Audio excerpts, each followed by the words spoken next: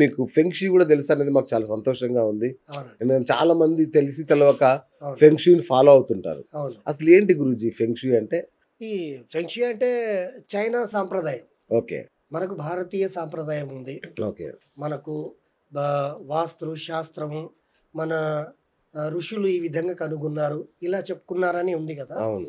అలాగే చైనా సంబంధించినటువంటి ఫ్యాంక్షూ ఏదైతే ఉందో వాళ్ళ ఆ ఫ్యాంక్షూ పద్ధతిలో ఇవన్నీ కూడా తీసుకొచ్చారు. ఓకే. నేను ముందు జరిగే దాంట్లో అన్ని ఇంకా మీకు వివరంగా చెప్తాను. Right sir. అంటే కాదు సార్ గురూజీ, ఇప్పుడు ఇది చైనాకే పరిమితం అవ్వాల్సిన ఈ వాస్తు సడన్ గా మన తెలుగు రాష్ట్రాల్లో ఇంత పాపులర్ ఎట్లయింది గురూజీ?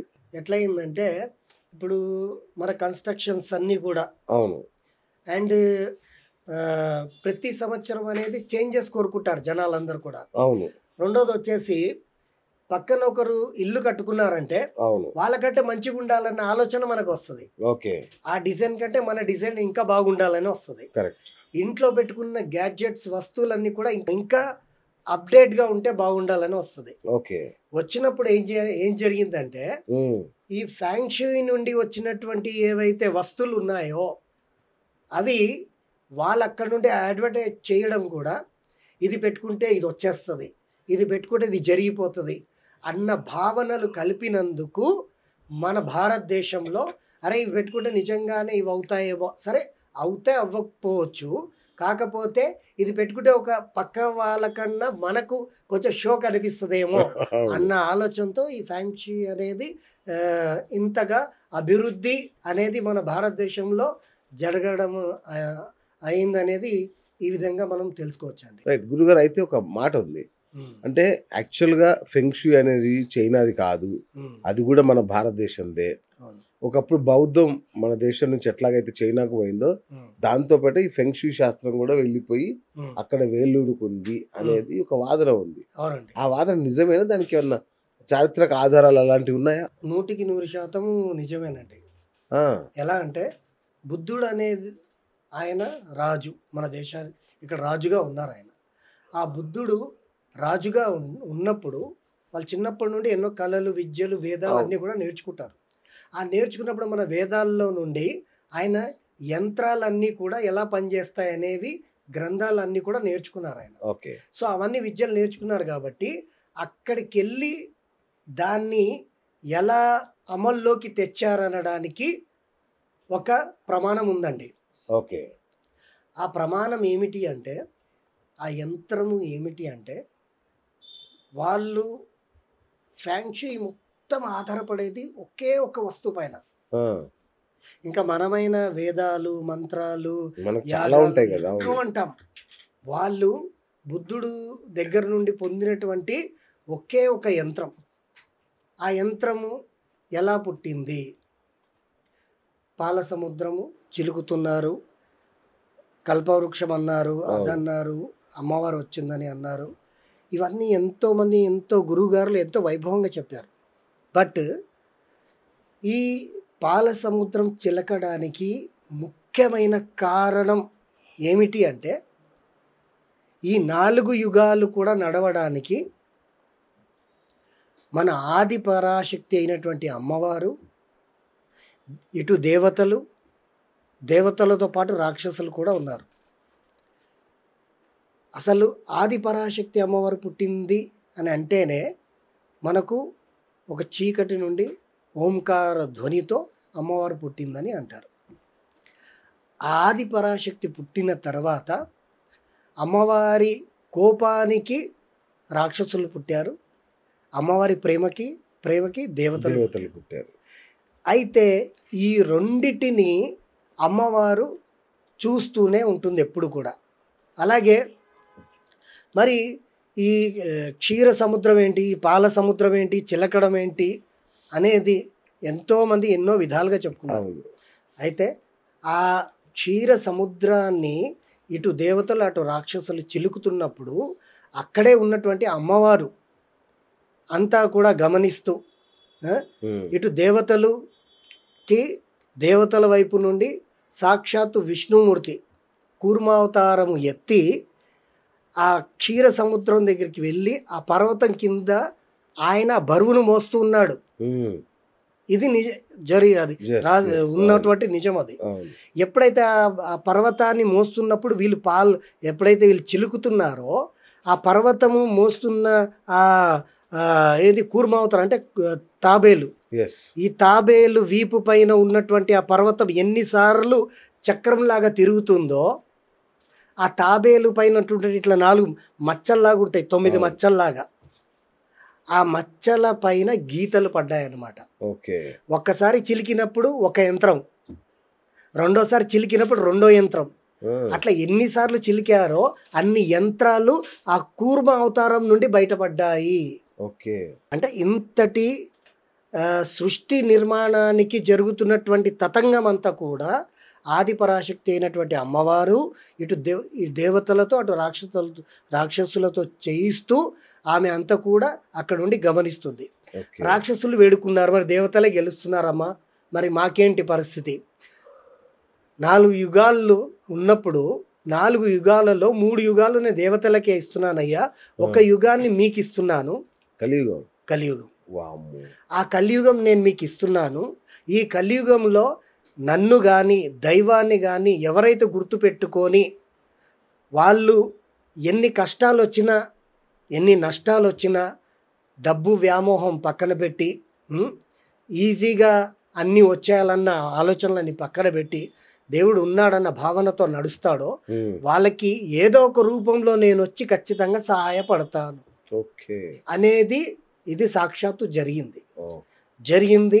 అలాగే ఎప్పుడైతే ఈ ఆ పాల సముద్రాన్ని చిలుకుతున్నప్పుడు ఆ కూర్మ అవతారంలో ఉన్నటువంటి ఆ విష్ణుమూర్తి ఎప్పుడైతే అక్కడ ఉన్నారో ఆ చిలికిన కొద్దీ ఒక్కొక్క యంత్రం అనేది బయటపడింది. అందులో నుండి బయటపడినటువంటి యంత్రమే పంచాదశి యంత్రం అంటారు. పంచాదశి యంత్రం. ఈ పంచాదశి యంత్రం ఎలా ఉంటుందండి అంటే పైన ఫస్ట్ లైన్ వచ్చేసి 4, 9, 2, సెకండ్ లైన్ వచ్చేసి 3, 5, 7, లాస్ట్ లైన్ వచ్చేసి 8, 1, 6. ఇలా 9 అక్షరాలు, అది మన 9 అంకెలు ఈ 9 గడుల్లో ఉంటాయన్నమాట. అవి ఏ విధంగా ఉంటాయో ఇప్పుడు చూపిస్తాను. పంచాదశి యంత్రము.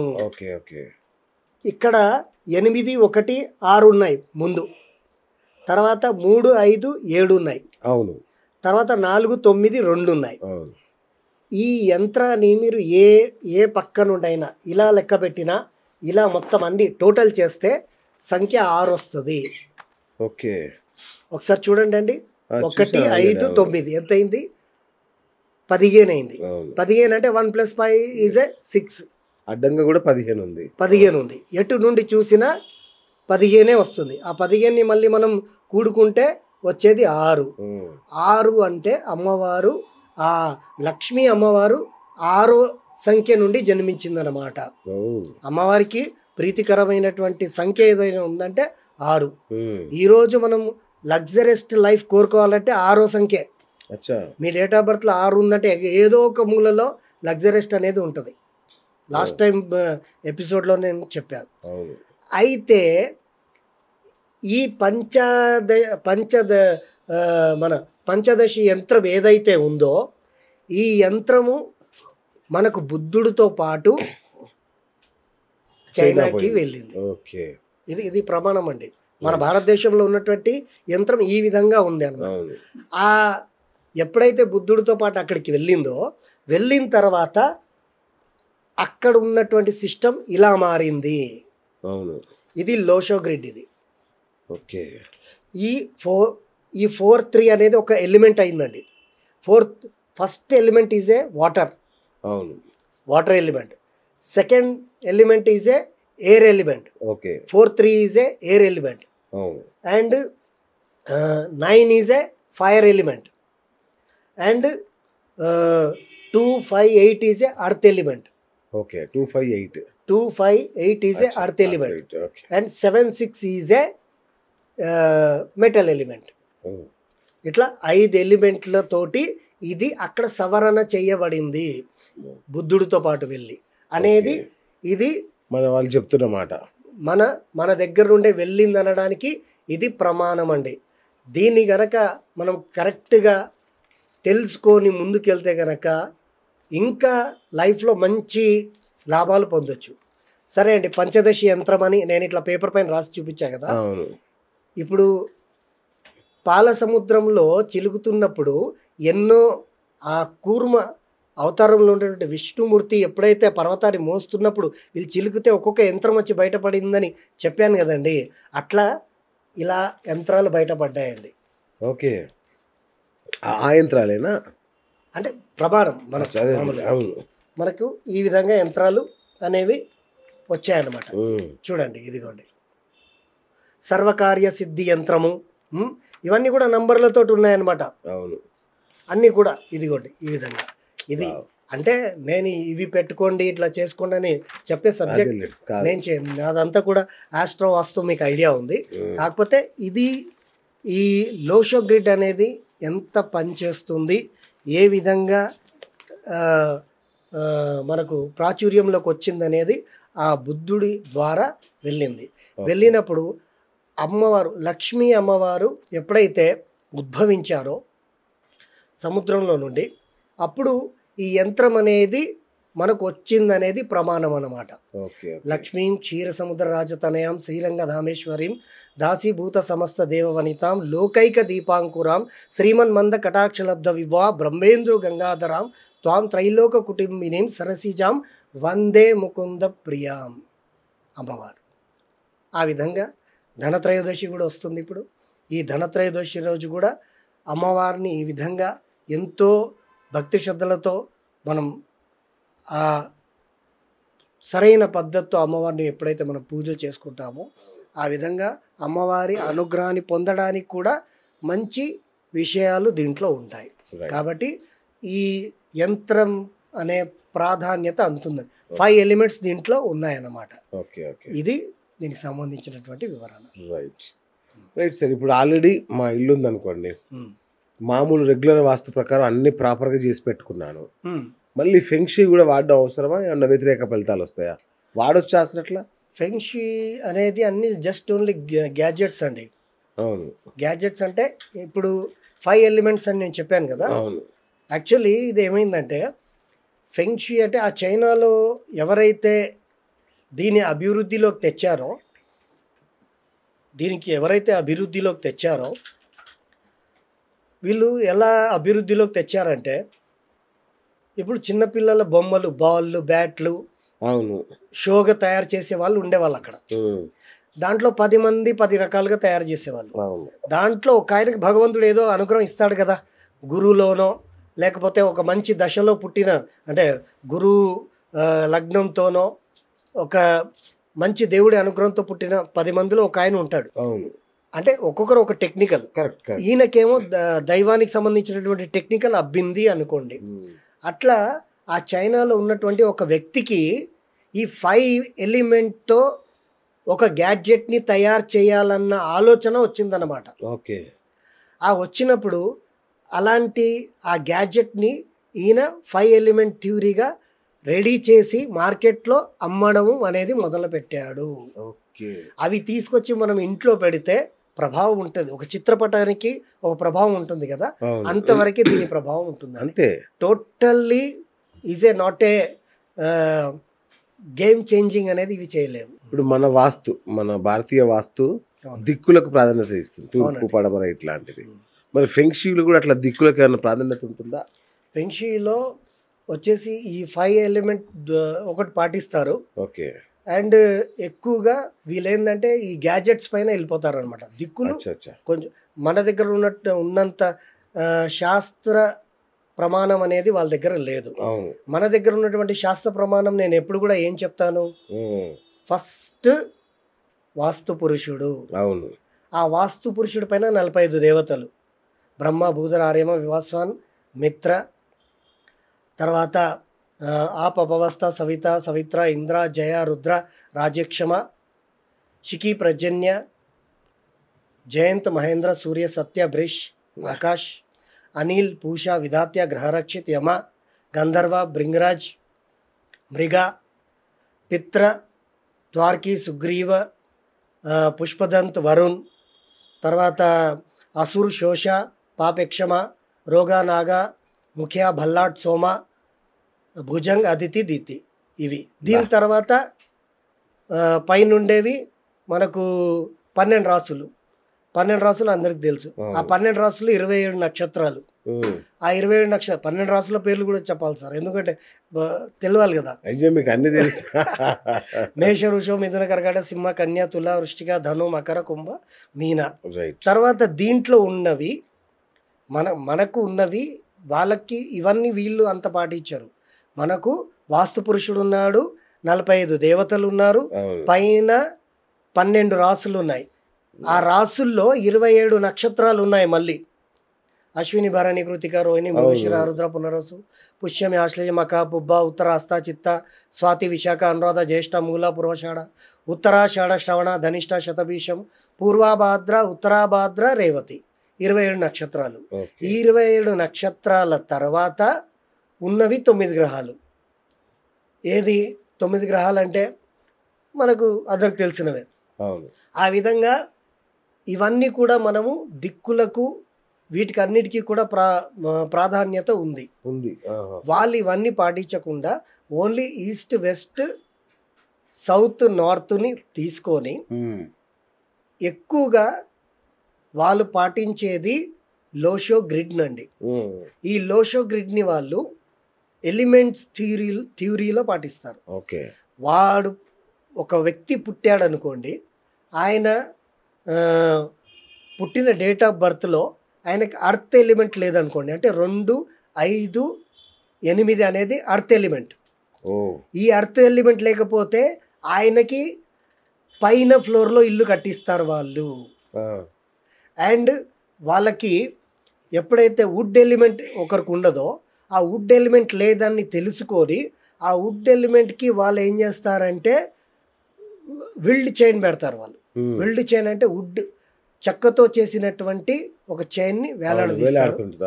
అది పెట్టి వాళ్ళు బ్యాలెన్స్ చేస్తారు. అంటే వ్యాపార స్థానమైనా సరే, వ్యాపార స్థానమైనా అండ్ అంటే ఫ్యాక్టరీలు అట్లాంటివైనా, ఇంట్లో అయినా వాళ్ళు దీన్ని ఎక్కువగా పాటించి వాస్తుని చేయడం జరుగుతుందే తప్ప మన శాస్త్ర ప్రమాణాన్ని వాళ్ళు డైరెక్ట్గా యూజ్ చేయరు. Right sir. ఈ మధ్య ఎవరింటికి వెళ్ళినా కూడా లక్కీ బ్యాంబూలు, లాఫింగ్ బుద్ధాలు ఇవన్నీ కనబడుతున్నాయి. అవునండి. సో నిజంగా వాటికి అంత శక్తి ఉందా అంటే మనకు తెలియదు కదా, అసలు అవి ఏంటో కూడా తెలియకుండానే పెట్టేస్తాం మనం. అవునండి. ఆ లాఫింగ్ బుద్ధ అంటే ఎవరో మనకు తెలియదు, అసలు బ్యాంబూ ట్రీ ఇంట్లో ఎందుకు పెట్టుకోవాలో తెలియదు. అవును.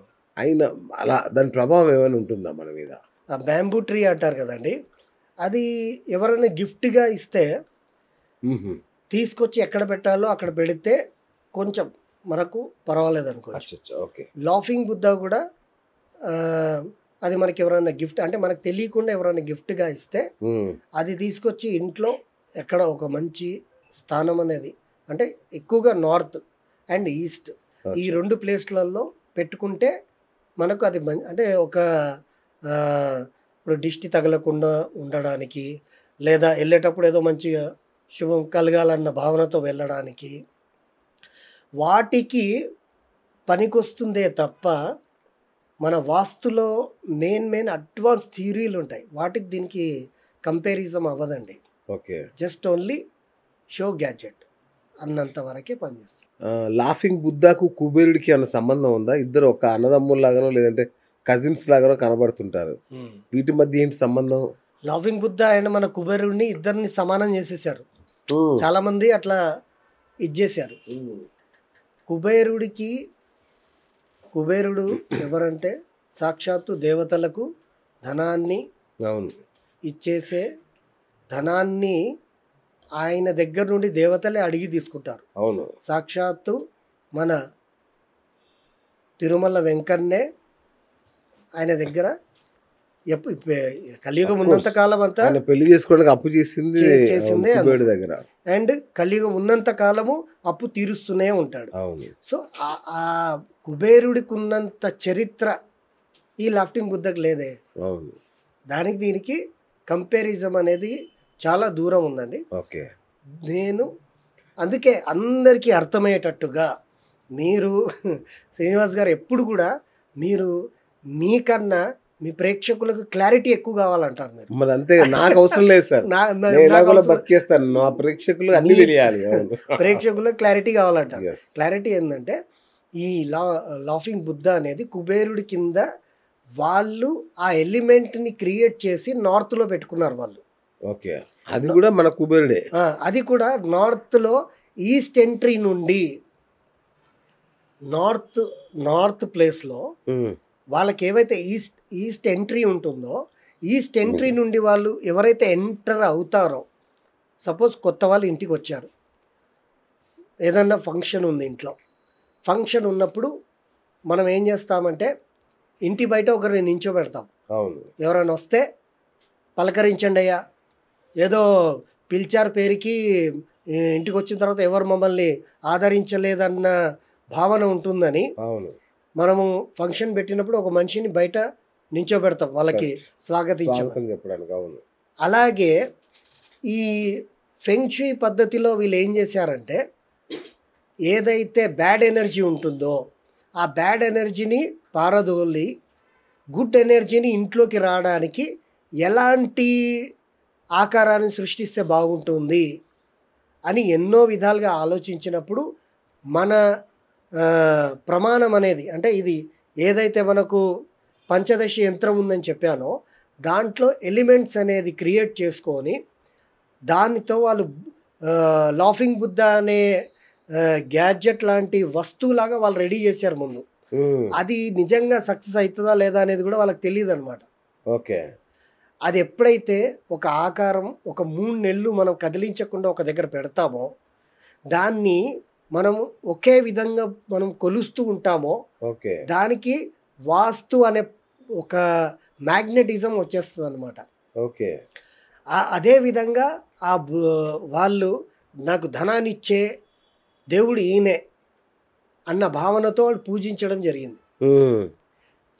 వాళ్ళకి లక్కీగా అట్లా వచ్చిందన్న దాన్ని వాళ్ళు కొంచెం వచ్చిందనుకోండి, వాళ్ళు ఏం చేస్తారు, వాళ్ళ వ్యాపారం సాగడానికో అది ముందుకు అందరికీ తెలియడానికో వాళ్ళ అడ్వర్టైజ్మెంట్ అనేది చాలా స్పీడ్గా చేస్తారండి. ఓకే, అలా చేయడం వల్లనే ఈ లాఫ్టింగ్ బుద్ధ వచ్చిందే తప్ప ఈ లాఫ్టింగ్ బుద్ధకి మన దేవుడైనటువంటి కుబేరుడికి సంబంధమే లేదండి. ఓకే, అది దాని విషయం. ఇంకొకటి సార్, 13వ నెంబర్, చాలా దేశాల్లో 13వ నెంబర్ అన్లక్కీ అని ఫీల్ అవుతారు, వాళ్ళు అసలు నంబర్ను వాడరు. సో ఫెంగ్షుయ్లో కూడా అంతేనా? అసలు వచ్చిందే ఫెంగ్షుయ్లో అదండి. అవునా? మన దగ్గర కన్నా ఫెంగ్షుయ్లోనే ఈ 13వ సంఖ్య అంటే వాళ్ళు భయపడతారు. అవును.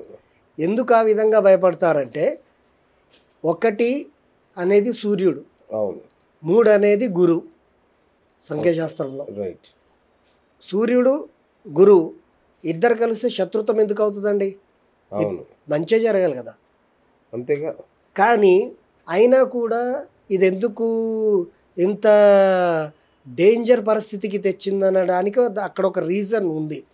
రీజన్ ఏంటంటే 1 సూర్యుడు, 3 గురువు. సూర్యుడితో స్టార్ట్ అయ్యి గురువుతో ఎండ్ అవుతూ అవి 2 కలిసి రాహు అవుతుంది.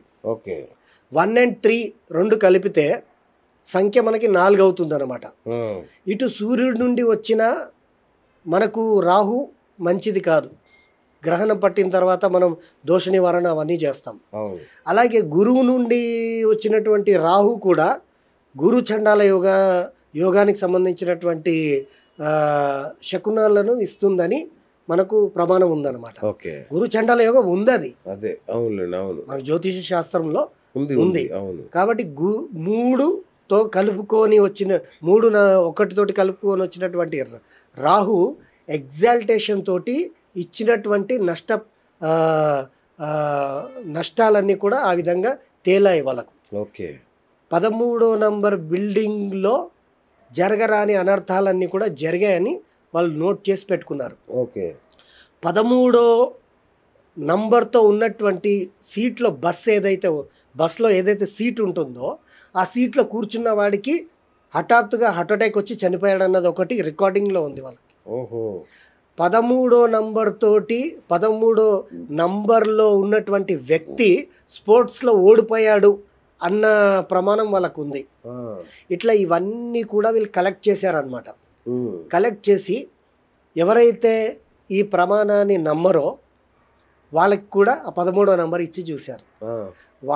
వాళ్ళు కూడా నష్టపోయి కుర్రో ముర్రో అని భయపడి ఈ 13వ నంబర్ అనేది చాలా మాకు ఇబ్బంది పెట్టిందండి. మీరు అన్నట్టుగానే ఈ 13వ నంబర్లో ఏదో 100% బ్యాడ్ ఎనర్జీ అనేది ఉంది కాబట్టి మాకు వద్దు, మేము దీన్ని ఒప్పుకుంటామని 13వ నంబర్ అనే విషయాన్నే వాళ్ళు అక్కడ తీసేశారు. 13వ నంబర్ అనే బిల్డింగ్ని వాళ్ళు ఆ నంబర్ పెట్టరు, 13ని మళ్ళీ ఎక్స్ట్రా ఒక నంబర్ కలుపుకొని పెట్టుకుంటారు అనేది వాళ్ళ ప్రమాణం అనమాట. ఇంట్లో అట్లాగే తాబేళ్ళని, 3 కాళ్ళ కప్పలని, అక్వేరియంలో ఫిష్ పెంచడం, ఇవి కూడా చైనా వాస్తు కిందకి వస్తాయి కదా. ఫెంక్షీ అండి, ఫెంక్షీ కదా. ఫెంక్షీ అంత వీటి వల్ల కూడా వస్తుందా? చైనా బజార్ ఎంత ఫేమస్గా అయిందండి. రైట్. పేరు చైనా, రెండోది బజార్. అవును. అంటే అవి చూడడానికి బయట మనకేమంటారు మెరుగు లోపల అన్నట్టుగా అదే ఆ విధంగా ఉండేది. అసలు ఇప్పుడు ఏంటంటే ఈ 2014 తర్వాత పోయాయి చైనా బజార్లో, చాలా ఉండేవి. అవి ఎక్కడ చూసినా మనకు చైనా బజార్ కనిపించేది. ఆ చైనా బజార్లో చైన్ ఎట్లా ఉంటుందంటే గోల్డ్ లాగా ఉంటుంది, దగ్గరికి వెళ్ళి తెంపగానే పుట్టుకొని దిగిపోతుంది, అలా ఉండేదన్నమాట. అయితే ఈ చైనా బజార్ అనే సిస్టంలో నుండే ఇవన్నీ మనకు ఈ గ్యాడ్జెట్స్గా దొరికేవి అనమాట. అంటే మీకు క్లియర్గా చెప్పాలంటే శ్రీనివాస్ గారు, ఇంట్లో మన కొత్తదనాన్ని పెంచడానికి వీళ్ళు ఇవన్నీ సేల్ అవ్వడానికి బిజినెస్ అనే దాన్ని వాళ్ళు ఎక్కువగా పెంచుకోవడానికి ఈ కప్పు ఉందండి, ఈ కప్ప మీరు పెట్టారనుకోండి మీ దోషాలన్నీ పోతాయి అని చెప్తే ఏం చేస్తారు, దోషాలు పోతాయా లేదా తర్వాత విషయం, కానీ మనకైతే ఇది చూడడానికి కొద్దిగా మంచిగా అనిపిస్తుంది, పక్కింటి వాళ్ళకు కూడా మనం కొద్దిగా గొప్పగా చెప్పుకోవచ్చు అన్న విషయంతో అంటే 3 కాళ్ళ కప్ప అండి వాళ్ళు. అంటే వాళ్ళు ఆ విధంగా డిజైన్ చేస్తున్నారు. 3 కాళ్ళ కప్ప అది నోటుతో ₹1 బిల్లని కొరికి పట్టుకుంటుంది. వాళ్ళు డిజైన్ చేయడం చూసారా, 3 కాళ్ళ కప్ప అది ఆ కాయిన్ని కొరికి అలా పట్టుకుంది అనేది ఒక విశేషం అనమాట. అంటే ఇది విచిత్రం కదా, ఈ విచిత్రాన్ని స్వీకరిస్తారు. మనం ఎంత చిత్రాలు చూపిస్తుంటే వాళ్ళు విచిత్రంగా స్వీకరిస్తారనేది ఇదంతా కూడా ఫ్యాంక్షీ అనేది ఆ విధంగా డెవలప్ అయ్యి ఫ్యాంక్షీ పేరుతోటే ఏం జరిగిందంటే శ్రీనివాస్ గారు మీరు అడిగిన దాంట్లో ఇంకా చాలా ఇది ఉందండి, తాత్పర్యాలు దాంట్లో ఉన్నాయి. అవి ఏంటిదంటే ఇప్పుడు ఒక మార్బుల్ అండి, ఈ మార్బుల్ అనేది పెట్టుకుంటే మనకి ఆ మార్బుల్లో కూడా ఫ్యాంక్షీ డిజైన్ ఉంది, ఆ మార్బుల్లో దాని రాతలు ఉన్నాయి అని అనవసరంగా ఒక 500లో రెడీ అయ్యే బండని ₹1,00,000 అమ్మేసిన ఇవి ప్రమాణాలు కూడా ఉన్నాయి. అంటే ఆ విధంగా ఆ గ్యాడ్జెట్స్ అనేది ఆ పేరుతో ఇలా తప్పుదో పట్టించడం అనేది జరిగింది. ఇది దాని గురించి. తర్వాత వచ్చేసి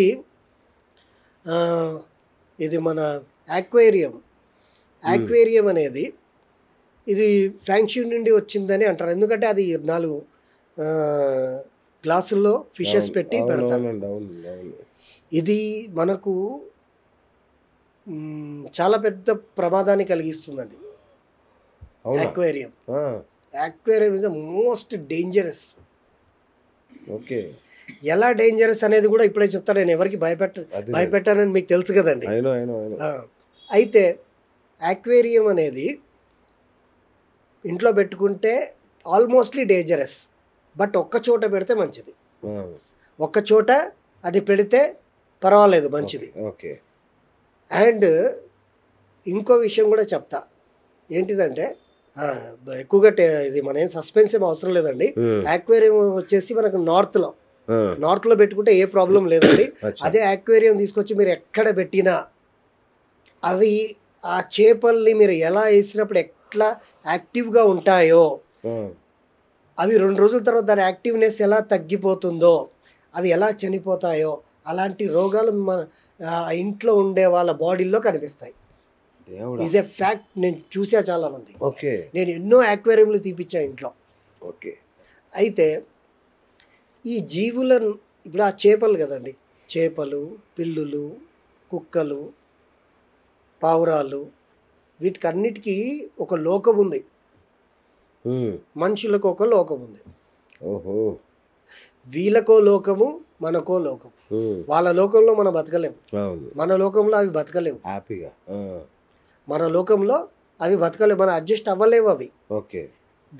వాటి ఏడుపు గాథ, వాటి బాధ అర్థం చేసుకునేవి వాళ్ళ జాతికి సంబంధించినవి. మన దగ్గర ఉన్నాయంటే ఏదో మనం దానిపైన అది ఉన్నన్ని రోజులు దానిపైన ఆధిపత్యం మాత్రమే, బట్ దాని సుఖజీవనం కాదు అది. సో ఈ యాక్వేరియం అనేది కూడా చేపల్ని తీసుకొచ్చి దాంట్లో వేసి దానికి కావాల్సినటువంటి ఆ రెడీమేడ్ దానా ఏదో ఉంటాయి, అవి ఎరువు అనేది వేసి అవి 4 రోజుల తర్వాత సరిగ్గా అయిపోతే అవి చనిపోయి, అవి ఇంట్లో ఇట్లాంటి తతంగం అనేది జరగకూడదు. ఇట్లాంటి బ్యాడ్ అనేది జరగకూడదు అనమాట. సో అందుకని యాక్వేరియం ఈజే ఎక్కడ ఉండాలో అక్కడ ఉండాలి. దానికి ఒక ప్లేస్ ఉంది. ఆ ప్లేస్లో యాక్వేరియం గనక ఉంటే, నేను మీతో పరిచయం అయినప్పటి నుండి ఈ రోజు వరకు కూడా మీరు నా పైన అందరిపైన వేస్తున్నటువంటి బాణం ఏంటంటే అందరి మంచి కోసం మీరు వేస్తున్నటువంటి బాణం డబ్బు సంపాదించాలంటే. అంతే కదా సార్. సార్ డబ్బు వచ్చే మార్గం చెప్పండి సార్ అంతే అని అంటున్నారు. డబ్బు సంపాదించే మార్గము చెప్తే అదొక మిషన్ ఉంటే దాంట్లో డబ్బులు గలగల పడితే అలా అడగడానికి మీరు అక్కడ ఛాన్స్ లేదు, చెప్పడానికి నాకు ఛాన్స్ లేదు.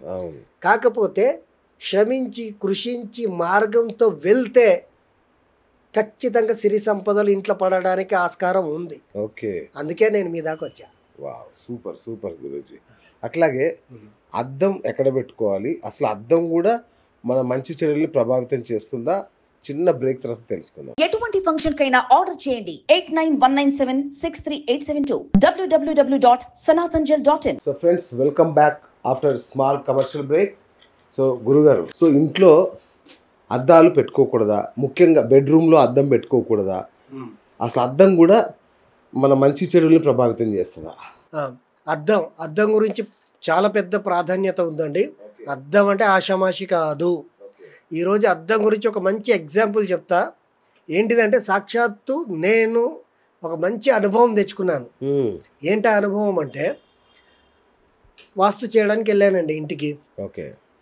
నా క్లయింట్ ప్రాబ్లం ఏంటంటే, మా నాన్నగారికి ఎంతో ట్రీట్మెంట్ చేయిస్తున్నా, ఎన్నో లక్షల డబ్బులు పెడుతున్నా, అసలు ఆయనకి హెల్త్ బాగుండట్లేదు. హోమాలు చేయిస్తున్నాను, ఆయనకు కావాల్సినటువంటి ఎక్కడ ఏది కావాలంటే అది చేయిస్తున్నాను. మరీ మా నాన్నగారు ఏంది 70-80 సంవత్సరాలు కూడా కాదు. కాకపోతే ఆయన అన్నీ ఆరోగ్యంగా ఉండేవాడు, మంచిగా అన్నీ చేసుకునేవాడు. అలాంటిది మేము ఇంట్లో వచ్చిన తర్వాతనే మాకు ఈ ప్రాబ్లం అనేది కనిపిస్తుందండి, ఎందుకు అని నేను మిమ్మల్ని పిలిపించానని అన్నాడు ఆయన. అన్న తర్వాత ఇక మనమేమనుకుంటాం, మనకు అన్నీ తెలుసు కదా, మనం చేసేస్తాము, అయిపోయింది.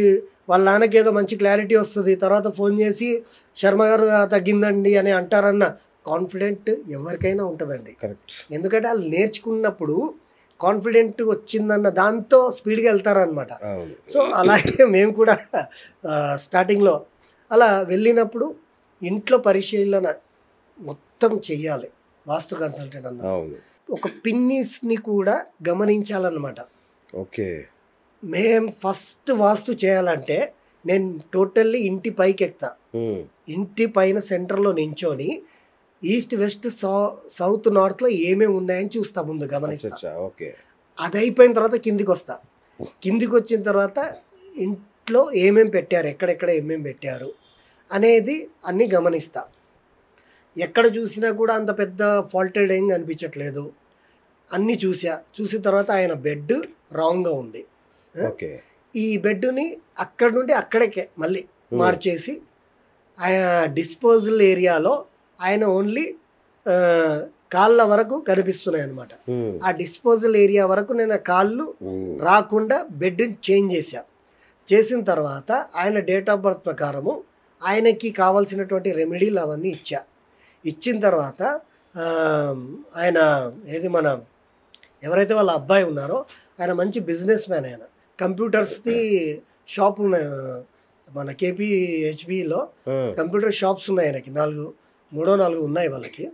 సో మంచి ఇన్కమ్ ఉంది. ఆయన ఏంటంటే తల్లిదండ్రులకి మంచిగా వాళ్ళ నాన్న ఉద్యోగం చేస్తూ ఆయనకు ఒక షాప్ పెట్టించాడు. పెట్టించిన దాన్ని ఆయన అభివృద్ధి చేసుకొని దాంట్లో మంచి టాప్ స్టేజ్లోకి వెళ్ళాడు అనమాట. సో నాన్న తల్లిదండ్రులు అంటే ఎవరికైనా ఇదే కాబట్టి తండ్రి కోసం నేను ఎంత ఖర్చు, ఆయన ఏంటంటే మీరు వాస్తు కన్సల్టెంట్ కదండి, మా నాన్నగారు కొద్దిగా మంచిగా అయితే మాకు చాలండి. ఆయన లేచి ఆయన పనులు సడన్గా పడిపోయాడు ఆయన. కాబట్టి మీ ఫీజు నేను అడగను, మీరు ఏం చేస్తారని నేను అడగను, మీరు ఏం చేస్తారో చేయండి, ఎంత కావాలి మీకు అడ్వాన్స్ చెప్పండి, తీసుకోండి, వెళ్ళండి. బట్ ఎందుకంటే మాది ఆఫీస్ కదండి, మాకు ఆఫీస్ కాబట్టి మాకు ఏంటంటే మా దగ్గర అన్ని విత్ స్టాంపు సిగ్నేచర్స్తో అన్నీ ఉంటాయి మా దగ్గర. ఏదో వచ్చాము చూసాము అని వెళ్ళిపోయినట్టుగా ఉండదు. కాబట్టి ఆయన వచ్చేసి ఆ విధంగా మాట్లాడి వెళ్ళారనమాట. వెళ్ళిన తర్వాత అదే ఇందాక నేను చెప్పిన కాన్ఫిడెంట్గా వెళ్ళిపోయి బెడ్ ఇలా మార్చేసి డిస్పోజల్ ఏరియా నుండి ఆయనకి తీసేస్తే ఏముంది, పెద్ద ఆయన లేచి నడుస్తాడులే అని నేను అనుకొని వచ్చేసా. ఆ విధంగా వాస్తు చేసి ఏమేమి ఉన్నాయో తీసేసి ఎక్కడ పెట్టేసి మేము వచ్చేసినా కూడా రిజల్ట్ రాలేదు సార్. ఆయన ఇంకా రోజుకి డౌన్ అయిపోతున్నాడు. ఎందుకు ఇట్లా అయిపోతున్నాడు అని ఈయన ఫోన్ చేసి అడిగాడు, 2-3 సార్లు అడిగి ఆయన బిజీలో ఆయన పడిపోయాడు. తర్వాత నేను ఫోన్ చేస్తే ఆయన ఎలా మాట్లాడుతున్నాడంటే, సపోజ్ ఈ ఫోన్ ఉంది, ముందేమో శర్మ గారు గురుగారు నమస్తే అని మాట్లాడేవాడు.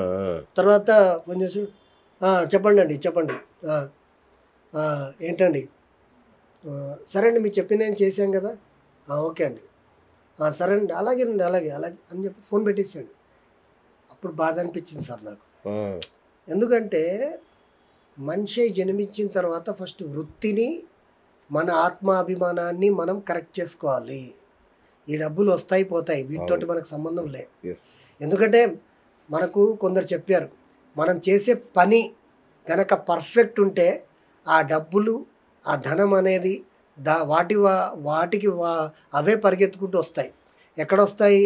మనం చేసే పని టెక్నికల్గా, నాలెడ్జబుల్గా, అందరికీ కరెక్ట్గా అర్థమయ్యేటట్టుగా, పడేటట్టుగా ఉంటే ఆ మనీ అనేది ఆటోమేటిక్గా వస్తుందని చెప్పారు మా గురుగారు. నువ్వు నీ పనిని కరెక్ట్గా ఇచ్చేయి, అప్పుడు నీకు ఇదవుతుంది అని ఆ విధంగా చెప్పారు. చెప్పినప్పుడు నాకు చాలా బాధ, మనసు ఇరిగిపోయింది సార్ నాకు.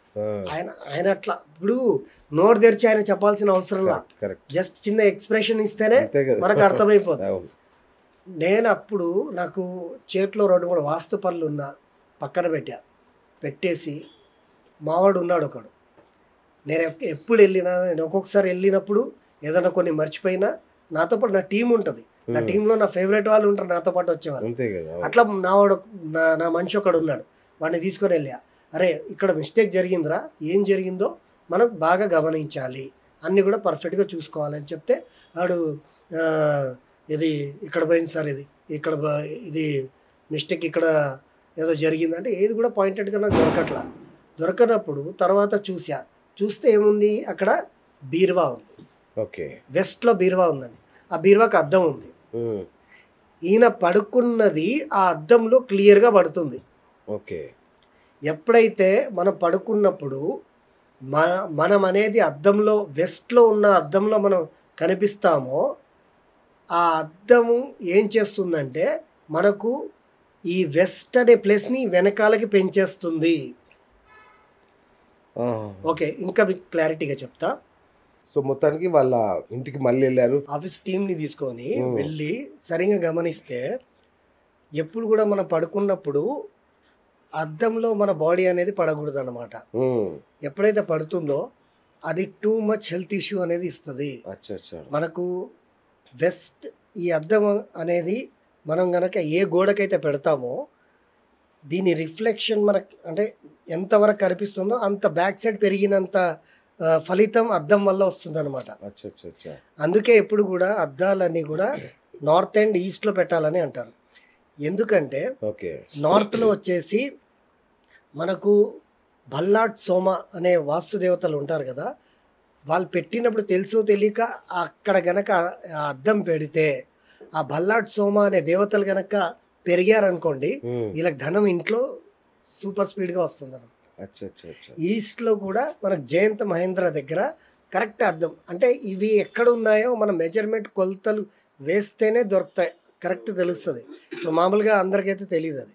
సో వాళ్ళు తెలుసో తెలియకో అక్కడ పెట్టారనుకోండి, ఇప్పుడు డ్రెస్సింగ్ టేబుల్ ఉంటుంది, పొడుగు ఉంటుంది గ్లాస్, ఆ గ్లాస్ కనుక అక్కడ పెట్టారనుకోండి, ఆ గ్లాస్లో మనకి ఎంత దూరం కనిపిస్తుందో బ్యాక్ సైడ్ అంత దూరం పెరిగిందని అర్థం.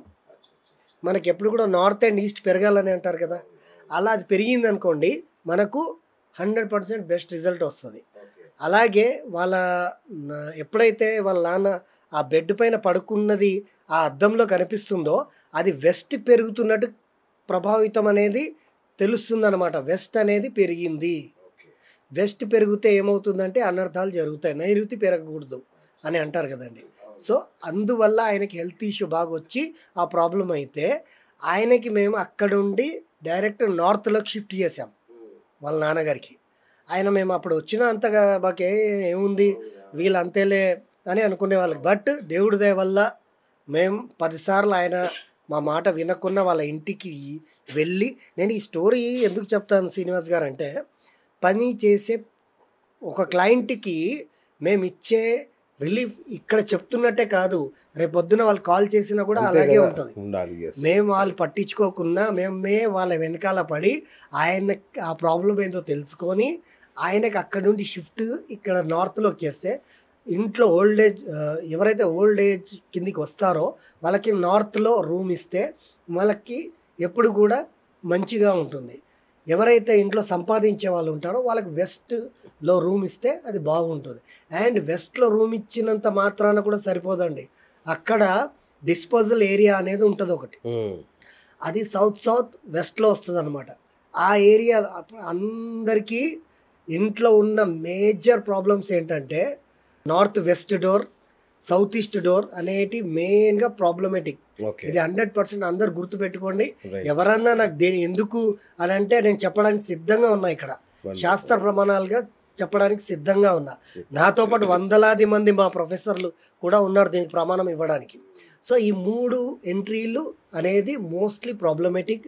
తర్వాత వచ్చేసి మనకు ఈ డిస్పోజల్ ఏరియా ఏదైతే ఉందో వెస్ట్లో అందరు పడుకుంటున్నారు, కానీ ఆ మంచం అనేది డిస్పోజల్ ఏరియాలో వస్తే చిన్నగున్న పిల్లలు కూడా బెడ్ పైన పడుకుంటారండి, చిన్న పిల్లలతో పాటు. డిస్పోజల్ ఏరియాలో పడుకుంటే హెల్త్ ఇష్యూస్ ఉంటాయి. హాస్పిటల్కి అనవసరంగా డబ్బులు దండగా పెట్టేదంతా కూడా డిస్పోజల్ ఏరియాలో పడుకొనే డబ్బులు వేస్ట్ చేసుకో. డిస్పోజల్ ఏరియా అంటే ఏంటి? డిస్పోజల్ ఏరియా అంటే మీకు మళ్ళీ నేను మొదటికి రావాలి. సౌత్లో 8 భాగాలు ఉంటాయి. నేను దేవత అంటే ప్రతి మనకు 9 భాగాలని లెక్క పెట్టుకుంటే 8 భాగాలు మనకు వస్తాయి. మళ్ళీ ఇక్కడ నుండి 8 భాగాలు అట్లా భాగాలు అనేటి మనకు విశ్వకర్మ ప్రకాశుడు ఇచ్చాడు. మనకు సౌత్లో ఎవరు మొదలవుతారంటే అనిల్, పూష, విధాత్య, గ్రహరక్షిత్, యముడు ఎక్కడ ఉన్నాడండి? సౌత్లోనే ఉన్నాడు. యమ, గంధర్వ, భృంగరాజ్, మృగ. ఈ మృగ అనే ఏ వాస్తు దేవత అయితే ఉన్నారో వాటి దగ్గర మన బెడ్ వస్తే అది డిస్పోజల్ ఏరియా అంటారు. వాస్తు చక్రంలో కూడా ఉంటుంది. ఆ డిస్పోజల్ ఏరియాలో పడుకుంటే దిన ఆరోగ్యం క్షీణించిపోతుందే తప్ప తొందరగా ఆరోగ్య సమస్యలు రావడమే తప్ప వాళ్ళకి మంచి జరిగేదేమి ఉంటుందండి. కాబట్టి ఇల్లు ఈజే మన ఏది ఒక మంత్రదండన లాంటిది ఇల్లు అనేది. ఇంట్లో నేను అందుకే శ్లోకం చెప్తా, ఇంట గెలిచి రచ్చ గెలవాలి, రచ్చ గెలిచి రాజ్యం వెళ్ళాలి. సూపర్. అలాంటప్పుడు గురూజీ ఈ ఫెంగ్ షూయి ప్రకారం చూస్తే ఇంట్లో ఉండే నెగటివ్ ఎనర్జీని పారదోలి పాజిటివ్ ఎనర్జీ కావాలి, అది చేయాలంటే ఫెంగ్ షూయి ప్రకారం ఏం చేయాలి? ఉన్నాయి ఒక 2-3 మంచి చిట్కాలు ఇవ్వండి. ఫస్ట్ వచ్చేసి నెమలీకలు వాడతారు వాళ్ళు. నెమలీకల్ని ఏం చేస్తారంటే స్వాస్తిక్ లాగా రెడీ చేస్తారు. నెమలికల్ని కట్ చేసి స్వాస్తిక్ లాగా పెడతారు. పెట్టి వాళ్ళు ఈస్ట్లోనే పెడతారు. అచ్చా అది బై మిస్టేక్లీ మహేంద్ర జయ పైన వచ్చారనుకోండి పండగే ఇక. అంత చిన్న ఐటమ్ కూడా అంత పవర్ ఇస్తుంది. ఓకే, అంటే నేను చెప్పే కదా ఈస్ట్లో ఉన్నటువంటి ఆ వాస్తుదేవుల పైన తెలుసు తెలియక వస్తే ఆ స్వాస్తిక్ అనేది అక్కడ పెడితే వాళ్ళకి అనేది వాళ్ళ డేట్ ఆఫ్ బర్త్ ప్రకారం కూడా వాళ్ళకి ఇప్పుడు ఈ ఫెంగ్షూయిలో ఎలిమెంట్ థ్యూరీ అని చెప్పా. ఏది మన లోషోగ్రిడ్ ఎలిమెంట్ థ్యూరీ. వీళ్ళకి వుడ్ ఎలిమెంట్ బాగుండి అంటే వాళ్ళ డేట్ ఆఫ్ బర్త్లో నెంబర్ 3 నెంబర్ 4 ఇవి 2 ఉంటే వుడ్ ఎలిమెంట్ ఉన్నట్టు. ఈ వుడ్ ఎలిమెంట్ ఉండి వాళ్ళు గనక స్వాస్తిక జయ మహేంద్ర పైన కానీ పెట్టారే అనుకోండి వాళ్ళకి అనుకోకుండా లక్ కలిసి వస్తుందండి. నెమలి అనేది మామూలు కాదు కదా. సో దాంట్లో నుండి వాళ్ళు వచ్చి చాలా బెనిఫిట్లు వాళ్ళు పొందారు. అది ఫస్ట్. సెకండ్ వచ్చేసి విల్డ్ చైన్ అనేది ఎన్ని రకాలు ఉంటాయంటే 5 రకాలు ఉంటాయి. ఒకటి చెక్కతోటి, రెండోది ఐరన్, మూడోది బ్రాస్, తర్వాత వచ్చేసి కాపర్. ఇట్లా 5 రకాల విల్డ్ చైన్స్ ఉంటాయి. ఈ విల్డ్ చైన్ థ్యూరీ అనేది కరెక్ట్గా గనక వాడితే వాళ్ళు ఎక్కడ పెట్టాలో అక్కడ పెట్టుకుంటే వాళ్ళకి కలిసి వస్తుందండి. అది కూడా ఓకే. ఆర్థిక ఇబ్బందులు పడేవాళ్ళు, అలాగే ఉద్యోగంలో ప్రమోషన్ కోరుకునే వాళ్ళు, ఇంట్లో ఆఫీస్లో ఎలాంటి మార్పులు చేసుకోవాలి ఫెంగ్షూయి ప్రకారం? ఫెంగ్షూయి ప్రకారం అంటే ఇవి నామినల్గానే పనిచేస్తాయండి.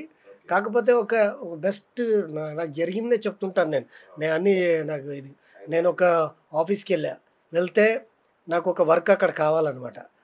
అక్కడికి వెళ్ళేసరికి ఆ ఆఫీస్ అంతా గందరగోళంగా ఉంది. దానికి ఎవరైతే మేనేజర్ ఉన్నారో ఆయన కొద్దిగా డిస్టర్బెన్స్గా ఉన్నారు.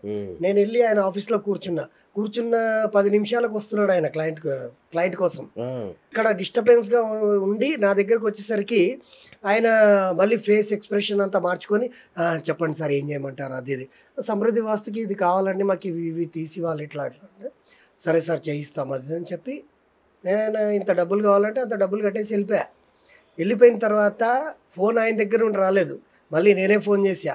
మళ్ళీ నేను ఆఫీస్కి వెళ్ళిన తర్వాత ఆయన సిచ్యువేషన్ చూసిన తర్వాత నేను అనుకున్న పని నేను చెప్పిన టైంకి ఆయన డబ్బులు తీసుకొని కూడా చేయలే. అప్పుడు నాకు కోపం వచ్చి ఆయనకు చెప్పా, అరే నాయన నువ్వు నీ వృత్తినే ప్రేమించకపోతే నువ్వు జీవితంలో ఏం పైకి వస్తావు నాయన గట్టిగా ఫోన్లో చెప్తే ఆయన కొంచెం బాధపడుతూ సెంటిమెంటల్గా 2-3 మాటలు నాకు చెప్పాడు. నా మనసు కరిగిపోయింది. ఆఫీస్కి 2వ రోజు సార్ రండి సార్ ప్లీజ్ అన్నాడు. అక్కడ కూర్చున్న తర్వాత ఆయన టేబుల్ పైన బుద్ధుడి విగ్రహం ఉంది. బుద్ధుడి విగ్రహం పెట్టుకుంటే మంచిది కదా గురువుగారు మీరు అనండి. అంతేగా బ్రహ్మాండంగా. అయితే ఆ బుద్ధుడి విగ్రహము తల వరకే ఉందన్నమాట, తల భాగం. అంటే మనకు ఉన్నటువంటి విగ్రహాలన్నీ కూడా తల వరకే ఉండకూడదు. అంటే దేవుడి తల ధరకి తీసుకొచ్చి పెట్టినట్టుంది అక్కడ. ఓకే. ఇప్పుడు ఎంతో మంది మనకు క్వశ్చన్స్ మెసేజెస్ పెడతారు, మా ఇంట్లో తల ఇంతవరకే ఉంది.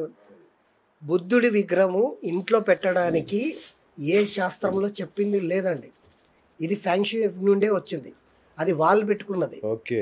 ఫెంగ్షూయి అనే ఈరోజు మీరు చేస్తున్నటువంటి ఈ పోడ్కాస్ట్లో చాలా ఇంపార్టెంట్ విషయాలు అర్థం చేసుకుంటే ఉన్నాయి. ఈ అర్ధ తలతో ఉన్నటువంటి బుద్ధుడిని ఇంట్లో పెట్టుకుంటే వీళ్ళ మైండ్ కూడా సగం మైండ్ లాగానే పనిచేస్తుంది. నేను ఆయనకి అడిగా ఆఫీస్లో కూర్చొని, అయ్యా మరి నా పని చేయలేదు కదా, మరి ఏంటి మీకు సమస్య అంటే, గురుగారు మీకు అన్నీ తెలుసు, నాకు ఏదైనా చిట్కా చెప్పండి, మీరు చెప్పినట్టుగా నేను చేసుకుంటా, నాకు ఈ ఆఫీస్ ఈ మేనేజ్మెంట్ ఇవన్నీ చేయాలంటే చాలా భారంగా ఉందండి, నేను ఈ ఉద్యోగం చేయకముందే నేను చాలా బాగున్నాను నేను అని ఆయన ఆవేదనతో చెప్తున్నాడు. నేను చెప్పింది మీరు చేస్తారా అంటే చేస్తాను. మీ టేబుల్ పైన ఉన్నటువంటి ఫస్ట్ సగంతల బుద్ధుడిని తీసేయండి. సరే సార్ నేను తీసేస్తాను సార్. ఏం చేయాలి మళ్ళీ? మీది ఇక్కడ నార్త్ ఈస్ట్ ఉంది, నార్త్ ప్లేస్ ఉంది ఇది ఏరియా. ఈ ఏరియాలో 7 హార్సెస్ ఓన్లీ వైట్ అంటే తెల్ల గుర్రాలు, 7 తెల్ల గుర్రాలు నీళ్ళ నుండి పరిగెడుతూ మీ దగ్గరకు వస్తున్నట్టు ఆ ఫోటోని తీసుకొచ్చి ఆ నార్త్ గోడకు పెట్టండి. ఈ బుద్ధుడి విగ్రహాలు ఈ చిన్న చిన్న మార్పులు ఇవి చేసుకున్న తర్వాత నాకు మీరు కాల్ చేయండి ఎప్పుడైనా మీకు మంచిగా అయితే అని చెప్పా. సరే సార్ ఓకే సార్ అని చెప్పేసి నేను వెళ్ళిపోయిన తర్వాత అప్పుడే కాల్ రాలేదు, కానీ 4 రోజుల తర్వాత కాల్ వచ్చింది. సార్ మీకు నేను నిజంగా సార్ మీరు ఆ తీసి వెళ్ళిపోయినప్పటి నుండి గుర్రాలు అవి పెట్టుకున్న తర్వాత నాకు ఎలాంటి టీం అంటే ఒక 2-3 ట్రాన్స్ఫర్ అయిపోయారు, ఒక 2-3 వచ్చారు. వాళ్ళు నన్ను మా ఆఫీస్కి దేవుణ్ణి వేసేస్తున్నారు సార్. వాళ్ళు ముందున్నంత టెన్షన్ నాకు లేదు. ఈ స్టాఫ్ అంతా కూడా నేను చెప్పింది కరెక్ట్గా అన్నట్టుగా పాటిస్తున్నారు. అండ్ మేము ముందు కంటే ఈసారి ప్రొడక్షన్ ఎక్కువ తీసాము, క్లయింట్స్కి అందరికీ కూడా మంచిగా రిప్లై ఇస్తున్నాము, మంచి దీంట్లో వెళ్తున్నాం సార్ అని. ఇంతవరకు అండి, నేను ఎక్కువగా నేను చెప్పను. సో ఇలాంటివి ఫ్యాంక్షూ అనేది ఇలాంటివి చెయ్యకూడదు. ఇలాంటివి చేస్తే అలాంటి లాభాలు ఉంటాయి. మరి పిల్లల ఏకాగ్రత పెరగడానికి ఏం చేయాలి సార్? పిల్లల స్టడీ టేబుల్లో ఏమైనా మార్పులు చేయాలా? ఎస్ ఫెంక్షూ ప్రకారం ప్రతి ఒక్క తల్లులకి మన ఇంట్లో అందరికీ మన పిల్లలు చిన్నగా ఉన్నప్పుడు మనకు ఉన్నటువంటి సమస్య అది. ఇప్పుడంటే మన పిల్లలు పెద్దగా అయిపోయారు. సో చిన్నగా ఉన్న వాళ్ళకి మాత్రము ఇది పెద్ద సమస్య. వాళ్ళు చదువు పైన ఏకాగ్రత పెట్టరు. అది పెట్టకపోవడానికి కారణం ఏంటంటే వాళ్ళ ఎంట్రీ. ఈ entry north east entry and మన north west south east entry, ఈ ఎంట్రీలు అనేది చాలా పెద్ద ప్రాబ్లమెటిక్. ఎందుకంటే దీనివల్ల అందరు ఫోన్కి ఎడిక్ట్ అయిపోతున్నారు. ఈ ఎంట్రీస్ వల్ల మనం ఫోన్ని వదలలేకపోతాము. ఈ ఎంట్రీస్ని కనుక మనం బ్యాలెన్స్ చేస్తే ఇంట్లో వాళ్ళందరూ కూడా ఈ ఎడిక్షన్ని పక్కన పెట్టి క్రమశిక్షణగా ముందులాగా వాళ్ళ పనులు వాళ్ళు చేసుకుంటారు. ఇది నేను ఇస్తున్నటువంటి బెస్ట్ రిజల్ట్ అనమాట. అయితే పిల్లలు చదువుకోవడానికి ఏంటంటే పిల్లలకి ఎప్పుడు కూడా చిల్డ్రన్స్కి నార్త్ వెస్ట్ రూమ్ ఇవ్వకూడదు. నార్త్ వెస్ట్ రూమ్ సి బెడ్రూమ్ అని ఇచ్చేస్తారు కదా, ఆ బెడ్రూమ్లో కనుక చదువుకోమని చెప్తే వాళ్ళు చదువుకోరు. వాళ్ళు ఎక్కువగా ఆటల పైన ఎంటర్టైన్మెంట్ పైన మైండ్ పెడతారు. పిల్లలకి ఎప్పుడు కూడా నార్త్ ఈస్ట్ అండ్ ఈస్ట్ ఏరియాలోనే ఎక్కువ శాతం గడిపే అవకాశం ఇవ్వాలి. ఇంకోటి గురుగారు, భగవా మ్యాప్ అంటే ఏంటి? భగవా మ్యాప్ అంటే ఇది 9 రంగులు అండి. భగవా మ్యాప్ అంటేనే 9 కలర్లు. 9 కలర్లో నేను ఇందాక మీకు చెప్పే కదా, పంచదశి యంత్రము మనకు శ్రీ యంత్రము. శ్రీ యంత్రము అమ్మవారి దగ్గర నుండి పాల సముద్రంలో నుండి పుట్టి బుద్ధుడి దగ్గరకు వచ్చి బుద్ధుడి దగ్గర నుండి చైనాకి వెళ్ళి చైనా నుండి ఫ్యాంక్షూ అయిపోయి మళ్ళీ దాన్నే వీళ్ళు ఏం చేశారంటే ఈ శ్రీ యంత్రాన్ని వీళ్ళు ఎలిమెంట్గా డివైడ్ చేశారు. ఇప్పుడు 1వ నంబర్ ఉంది blue colour, black colour. And 9వ నంబర్ ఉంది రెడ్ కలర్. అండ్ ఏది వుడ్ ఎలిమెంట్ ఉంది 3, 4 నంబర్ గ్రీన్ కలర్. మీరు అన్నది ఈ భగవా మ్యాప్ ఏదైతే ఉందో ఈ మ్యాప్ ని కలర్ తో డిజైన్ చేస్తారనమాట. చేసి వీళ్ళు దీన్ని సాధించారండి. ఫెంక్షూయిలో ఈ భగవా మ్యాప్ ని వీళ్ళు ఒక పెద్ద షాపింగ్ కాంప్లెక్స్ ఉందనుకోండి, ఈ కాంప్లెక్స్ ని వీళ్ళు 5 ఎలిమెంట్ థ్యూరీగా ఎయిర్ ఎలిమెంట్ ఎక్కడైతే వస్తుందో అక్కడ గ్రీన్ ని అంతా కూడా ఇచ్చేసారు వాళ్ళు. పెద్ద పెద్ద భవనాలన్నీ వింత వింత రంగులుగా ఉంటాయి. అదంతా పుట్టిదంతా కూడా ఫెంక్షూ నుండే. ఫెంక్షూ నుండే ఆ పెద్ద పెద్ద ఇవి కూడా. అయితే ఈ భగవా మ్యాప్ అనేది 5 ఎలిమెంట్ థ్యూరీ తోటి కలర్ఫుల్గా చేస్తారు. Air element, fire element, water element, metal element, ఇలా అర్త్ ఎలిమెంట్. ఈ 5 ఎలిమెంట్స్ తోటి వీళ్ళు డిజైన్ చేసుకొని ఇంట్లో 5 ఎలిమెంట్స్ ఉంటాయండి. మీకు వెస్ట్కి వచ్చేసరికి వాళ్ళు వచ్చేసి ఎల్లో కలర్ ఇస్తారు. నార్త్ వెస్ట్ వచ్చేసరికి మనకు గ్రే కలర్లో ఇచ్చేస్తుంటారు నార్త్ వెస్ట్ అంతా కూడా. ఇట్లా మనకి ఈస్ట్కి వచ్చేసరికి గ్రీన్ కలర్ ఇస్తారు, సౌత్కి వచ్చేసరికి రెడ్ కలర్ ఇస్తారు. ఈ భగవా మ్యాప్లో అన్నీ ఉంటాయి. అలా దాన్ని బ్యాలెన్స్ చేయడమే ఫెంక్షూ. రైట్ గురూజీ, ఫెంక్షూ వస్తువులు కొనడానికి చాలా ఖర్చు అవుద్దా? వేల లక్షల ఖర్చు అవుద్దా? చాలా తక్కువ డబ్బులతో కూడా మనం ఫెంక్షూ చేసుకోవచ్చా? దాంట్లో ఒక క్రిస్టల్కి మాత్రమే ఎక్కువ కాస్ట్ ఉందండి. ఇప్పుడు మనం స్ఫటికలింగం అంటాం కదా, అంత ఒరిజినల్ ఉన్నటువంటి క్రిస్టల్ సంబంధించినటువంటి గ్యాడ్జెట్స్ ఉంటాయి కదా, అట్లాంటి గ్యాడ్జెట్స్కి రేట్ ఎక్కువ. వాటికి మాత్రమే రేట్ ఎక్కువ. ఆ క్రిస్టల్ ఎలా ఉంది, ఆ తీసుకున్నటువంటి గ్యాడ్జెట్ ఏంది, అది కూర్మ అంటే మనకు తాబేలు తీసుకున్నారనుకోండి క్రిస్టల్ ఒరిజినల్, అది తీసుకుంటే సరిపోదు, ఇంట్లో ఎక్కడ పెట్టాలో అక్కడ పెట్టాలి. అది పెట్టే ప్లేస్లో దాన్ని యాక్టివేట్ చేయాలి, వాస్తు కరెక్ట్గా యాక్టివేట్ చేయాలి. చేస్తేనే ఆ కూర్మలో ప్రాణం వచ్చి అది నడుచుకుంటూ ధనాన్ని అంటే మనకు 5 ఎలిమెంట్ని ఇంట్లోకి తీసుకొస్తుంది, బ్యాలెన్స్ చేస్తుంది. దాని వీపు పైనే 5 ఎలిమెంట్స్ ఉంటాయి. దట్ ఈస్ ఎ ఫ్యాక్ట్ అదండి. కాబట్టి అవి మాత్రమే కాస్ట్లీ ఉంటాయి, మిగతా అన్నీ కూడా తక్కువే ఉంటాయండి. పర్స్ మనకు చాలా ఇంపార్టెంట్ కదా, దానిలో ఏ వస్తువులు పెట్టుకోవాలి ఏ వస్తువులు పెట్టుకోకూడదు అనేది ఉంటుందా ఫెంగ్షూ ప్రకారం? 100% ఉంటుంది. అవునా? ఫెంగ్షూలో అదొకటి చాలా బాగా చెప్పారండి. ఫెంగ్షూలో ఏం చెప్పారంటే మీరు ఇష్టంగా ఒక పర్సుని 5,000 కూడా కొంటారు, ₹1,00,000 కూడా పర్సు కొంటారు, దానికి సంబంధించినవి ఉన్నాయి. కానీ పర్స్ అనేది లెదర్ తోటి తయారవుతుంది. కొన్ని లెదర్స్ ఉంటాయి, ఏవి మన గొర్రెల లెదర్ అండ్ కొన్ని లెదర్స్ తోటి తయారవుతారు. గొర్రె అంటేనే లెదర్, లెదర్ అంటేనే మాంసం. మాంసం అయిపోయిన దాన్ని నూరి కరగబెట్టి అన్నీ చేసి దాన్ని కనిపించడానికి పర్స్ చేస్తాం. దాంట్లో లక్ష్మీదేవి పెడితే ఎట్లా అండి? ఓకే, క్లారిటీ వచ్చింది కదా సార్. లెదర్ పర్స్లో ఎప్పుడు కూడా అమౌంట్ మనీ పెట్టకూడదు. పర్స్ ఎలా ఉండాలంటే ప్లాస్టిక్ అయినా పర్వాలేదు, లేదా మనకు రెగ్జిన్ అయినా పర్వాలేదు, లేదా మంచి క్లాత్, కాటన్ క్లాత్. అప్పట్లో మన పెద్దవాళ్ళందరూ ఆ సంచులే వాడేవాళ్ళు. కానీ అయితే ఈ పర్స్ని ఎట్లా వాడాలంటే మనము రెగ్జిన్ది కానీ అట్లాంటి దాంట్లో తలతల్లాడే రూపాయి నోటు, ₹2 నోట్లు అప్పట్లో ఉండేవి కదండి. లేదా ఇప్పట్లో ఉన్నటువంటి ఒక అంటే బాగా మనకు అంటే కొత్తగా ఉన్నటువంటి నోటు ఏదైతే ఉంటుందో కాగితము, ఆ కాగితం పర్సులో పెట్టి, ఇప్పుడు మనకు కొత్త బిల్లలు వస్తున్నాయి. ఎలాంటి బిల్లలు అంటే ₹5 బిల్ల, ₹10 బిల్లలు ఇత్తడివి మెరుస్తుంటాయి గోల్డ్ లాగా. అట్లాంటి ఒక బిల్ల, అట్లాంటి ఒక కొత్త కాగితము సపరేట్గా పెట్టాలి. మనకు అది ఖర్చుకు సంబంధం లేదు. ఇంకా అది పర్సులో పెట్టేసి దాన్ని మడిచి తీసి వెనకాల పెట్టుకుంటారు స్టైల్గా. వెనక సైడ్ పెట్టడం చాలా పెద్ద తప్పు. బ్యాక్ సైడ్ పర్స్ ఎప్పుడు కూడా పెట్టకూడదు. పర్స్ ఎప్పుడు కూడా ముందు సైడ్ పెట్టుకోవడం అలవాటు చేసుకోవాలి, ఫ్రంట్ సైడ్ పెట్టుకోవాలి. మీకు దానివల్ల మంచి అంటే లక్ష్మీదేవిని మనం మర్యాదిస్తే మనకు అది పెరుగుతుందన్న ప్రభావం. ఇది ఫెంగ్షూలో ఇలా ఉందండి. ఇంకొకటి, ఇరిగిన చైర్లు, ఆగిపోయిన గడియారాలు కూడా ఇంట్లో ఉంటే నెగటివ్ ఎనర్జీ అంటారు, నిజమా? ఖచ్చితంగా. మన ఇంట్లో మన భారతీయులకు ఒక సెంటిమెంట్ ఉంది, ఏ వస్తువు తెచ్చినా తొందరగా వదిలిపెట్టాం.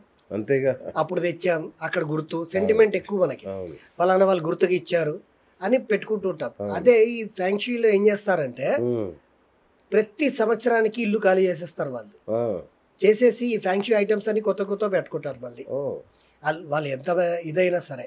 ఇప్పుడు మన దగ్గర పెద్ద పెద్ద వస్తువులు ఉన్నాయనుకోండి, అవైతే మనం ఏం చేయలేము అనుకోండి. సపోజ్ అవైనా కూడా మనము ఇప్పుడు ఒక 100 మందికి భోజనం వండాలి, పెద్ద పెద్ద గిన్నెలు ఉంటాయి, అవన్నీ నింపి పెడతారు ఇంట్లో. అవి కూడా మనకేమవుతుందంటే పాత వస్తువులన్నీ నింపి పెట్టిన లెక్క కిందకే వస్తుంది. మనకు అవసరాన్ని బట్టే వాడాలి, లేకపోతే అవన్నీ తీసేయాలి. తీసేసి కొత్తదిగా చేసి పెట్టుకోవాలి. అది పాత వస్తువులన్నీ కూడా పెడితే అది స్టోరేజ్ అవుతుంది. ఎక్కడైతే స్టోరేజ్ అవుతుందో ఆ ఏరియా అంతా కూడా వెస్ట్ జోన్ వస్తుంది అనమాట. మీరు ఇప్పుడు సపోజ్ ఇప్పుడు నార్త్లో ఒక డబ్బాలో అన్ని పాత వస్తువులు పాడేయండి, అక్కడ ఏమవుతుందంటే వెస్ట్ రెడీ అయిపోతుంది. నార్త్లో వెస్ట్ వస్తే యాంటీ ధనాన్ని ఆపేస్తుంది. That is a logic and magic also. So దాని ప్రభావం. ఇప్పుడు ఇరిగిన గడియారం అన్నారు. గడియారం గురించి చాలా మంది చాలా విధాలుగా చెప్పారు. ఆగిపోయిన గడియారం, రైట్ అండి. ఆగిపోయిన గడియారం ఆగిపోయిందంటే ఇక మనల్ని మనం ఆపుకున్నట్టే. అంటే అది చిన్న పిల్లలు కూడా అది ఆగిపోయిందని కొందరైతే అసలు పట్టించుకోరండి, అది ఆగినా ఏం చేస్తారు. కానీ ఎప్పుడు కూడా ఇంట్లో గడియారం ఆగిపోతే మన కార్యకలాపాలన్నీ కూడా ఆగిపోయాయనే అర్థం. కాబట్టి ఆగిపోయిన గడియారాలు ఇంట్లో ఉండొద్దు, పాడేయాలి లేదా ఇచ్చేసేయాలి. అండ్ ఇంట్లో వాచ్ ఎక్కడ పెట్టుకోవాలంటే బై మిస్టేక్లీ కూడా సౌత్ గోడకు పెట్టకూడదు. సౌత్ అంటే యముడి ప్రభావం ఉంటుంది. మనం మన వాల్ క్లాక్ అనేది ఓన్లీ మనకు వెస్ట్లో, అండ్ వెస్ట్లో పెట్టే వాల్ క్లాక్ కూడా మనకు గోల్డెన్ ముళ్ళులతో ఉండి ఆ క్లాక్ కనుక మనం అక్కడ పెడితే మంచిది. అండ్ నార్త్లో కూడా క్లాక్ పెడితే మంచిది, ఈస్ట్లో కూడా పెడితే మంచిది. బట్ ముళ్ళులు అనేవి గోల్డెన్ కలర్లో ఉండాలి. గోల్డెన్ అంటే గురువు అనమాట, ధనాన్ని తీసుకొస్తాడు. అదే అట్లాగే ధనాన్ని తీసుకొచ్చేది ఇంకోటి ఉంది ఫెంగ్షూలో, జల ప్రవాహం, నీటి ప్రవాహం కూడా ఫెంగ్షూలో చాలా ఇంపార్టెంట్. ఏంటి అసలు అది డబ్బుని తీసుకొస్తుందా? వాటర్ ఫాల్ అండి, వాటర్ ఫాల్. అవును, వాటర్ ఫాల్ అనేది ఎలా అంటే తీసుకొచ్చే గ్యాజెట్స్ ఉంటాయి అవి. అవును, ఈ ఫెంగ్షూలో ముఖ్యంగా వాటర్ ఫాల్కి సంబంధించినటువంటి పోస్టర్స్ అండి. పోస్టర్ ఎలా ఉంటుందంటే మనకు ఇలా నీళ్ళు ఇట్లా ప్రవహిస్తున్నట్టుగా, దాని చుట్టుపక్కల మంచిగా ఏది earth element, would element and water element, అంటే వాటర్ ఇట్లా వస్తున్నట్టుగా దాని పక్కన కొండలు ఉంటాయి, అది అర్త్. దాని పక్కనే మనకి ఎట్లా అంటే పాతబడినట్టుగా ఉంటుంది ఫైర్, అండ్ దీని పక్కనే ఉండేది వుడ్ ఎలిమెంట్ అనమాట. సో ఇవి 5 ఎలిమెంట్ కలుపుకొని దీంట్లో వాటర్ ఫాల్ అనేది ఎక్కువ చూపిస్తాడు. ఆ వాటర్ ఫాల్ అనేది నార్త్ నుండి మన ఇంట్లోకి వస్తున్నట్టుగా డిజైన్ చేసి ఇస్తారనమాట వాళ్ళు. ఆ వాటర్ ఫాల్ పిక్చర్ అనేది మనం నార్త్లోనే పెట్టుకుంటే మనకు ఆ వాటర్ ఫాల్తో పాటు ధనం కూడా వస్తుందని అర్థం. పిక్చరే కదా సార్, ఈ మధ్య అవి కూడా చేస్తున్నారు కదా, ఎలక్ట్రిక్వి, నీళ్ళు అందులో పోసి మళ్ళీ అందులో తిరుగుతుంటాయి. అవునవును, అవి కూడా వచ్చినాయి. అది కొత్తగా ఈ ప్రయోగాలు అనేది. బట్ ఇవన్నీ కూడా మనకి ఫస్ట్ డోర్ బ్యాలెన్స్, వాస్తులో డోర్ బ్యాలెన్స్ ఉండాలి, తర్వాత 5 ఎలిమెంట్ బ్యాలెన్సింగ్ ఉండాలి, 45 దేవతలు కరెక్ట్గా ఉంటే ఇవన్నీ పనిచేస్తాయి తప్ప ఈ 45 దేవతలు వాస్తు సరిగ్గా లేకుండా, ఎంట్రీలు సరిగ్గా లేకుండా ఎన్ని గ్యాడ్జెట్స్ పెట్టుకున్నా తీసుకొచ్చి చెత్తపుట్టలో పాడేసినట్టే అనేది ఫ్యాక్ట్. ఫైనల్గా చెప్పండి గురుగారు, ఫెంగ్షూ గురించి డౌట్లు వస్తే మా ప్రేక్షకులు మీకు కాల్ చేయొచ్చా? ఖచ్చితంగా. అంటే వాళ్ళకు సవరణలు ఇస్తారా, కరెక్షన్స్ ఇస్తారా? మా పనే ఇదండి. రైట్, మీరు మమ్మల్ని పిలిచి మాకు అవకాశం ఇవ్వడము, అండ్ మా వృత్తిని మేము ఇంకా బిజీ అయ్యేలా మీరు మాకు అవకాశం ఇవ్వడం, అండ్ కాల్స్ చేసే ప్రేక్షకులకు అందరికీ కూడా మా స్లోగన్ ఒకటే, ఇంట గెలిచి రచ్చ గెలవాలి, రచ్చ గెలిచి రాజ్యం వెళ్ళాలి అనుకుంటే మా దగ్గర రావచ్చు. థ్యాంక్ యూ రణజయశ్రీ సంజయ్ శర్మ గారు. నిజంగా అంటే మీకు ఉపయోగపడుతుందో లేదో నాకు తెలియదు, కానీ మా ప్రేక్షకులకు మాత్రం చాలా ఉపయోగపడుతుంది. ఎందుకంటే మీలాగా వాస్తులో ఇంత విద్వత్తు ఉన్న వాళ్ళు చాలా అరుదుగా ఉంటారు, తక్కువ మంది ఉంటారు. కాబట్టి వాస్తులో ఉన్న అన్ని ప్రక్రియలు తెలుసు మీకు. అంటే కమర్షియల్ వాస్తు దగ్గర నుంచి, గృహ వాస్తు దగ్గర నుంచి, అసలు ఎన్ని రకాల వాస్తుల్లో ప్రతి దానిలో మీరు నిష్ణాతులు. సో భవిష్యత్తులో అవి కూడా చెప్పండి. 4 వాస్తువులు అండి. ఒకటి రెసిడెన్షియల్, రెండోది కమర్షియల్, మూడోది రిలీజియన్, నాలుగోది వచ్చేసి విలేజ్. 4 వాస్తువులు ఉంటాయి. అంతే. ఓహో, బ్రహ్మాండం. సో అయితే ముందు అవి కూడా మనం చర్చిద్దాం. థ్యాంక్ యూ అండి. Thank you. చూసారు కదా, ఇది ఇవాళ బిఎస్ టాక్ షో. నేను మీ బిఎస్ సైనింగ్ ఆఫ్.